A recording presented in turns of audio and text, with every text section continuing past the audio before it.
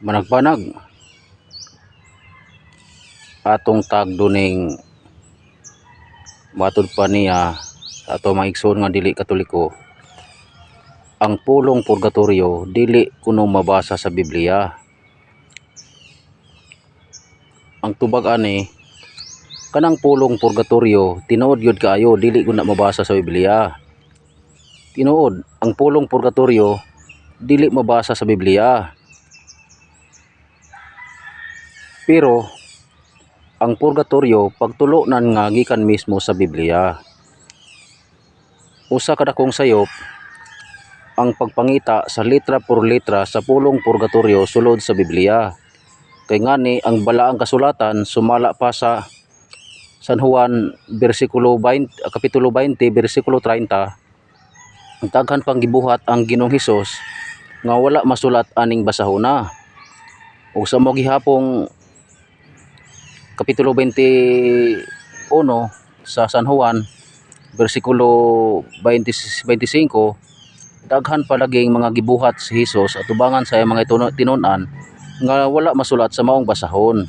Sumuna nga usa ka dakong sayop ang pagpangita sa letra por letra.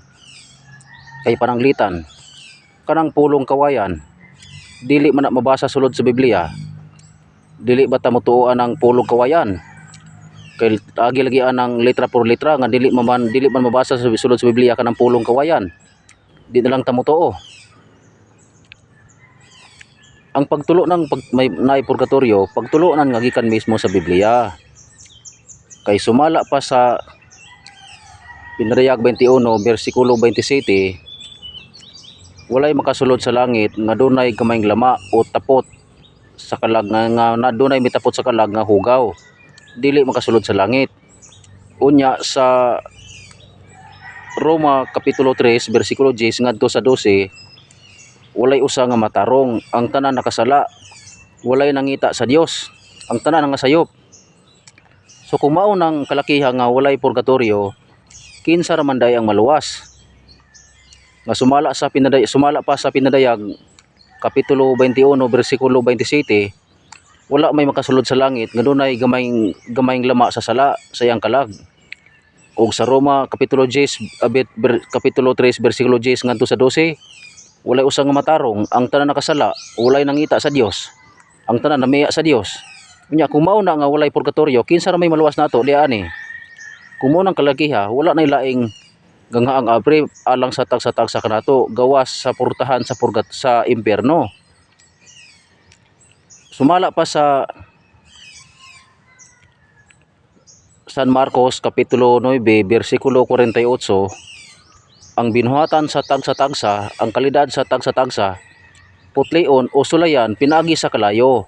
So ang kalayo nga gihisgutan diha sa Marcos 9 bersikulo 48, gitawag kana sa mga Katoliko og purgatorio.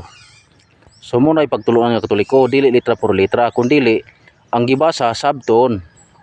Kay kung mubasa ka sa Biblia unya di nimo sabton, di gyud ka kasabot.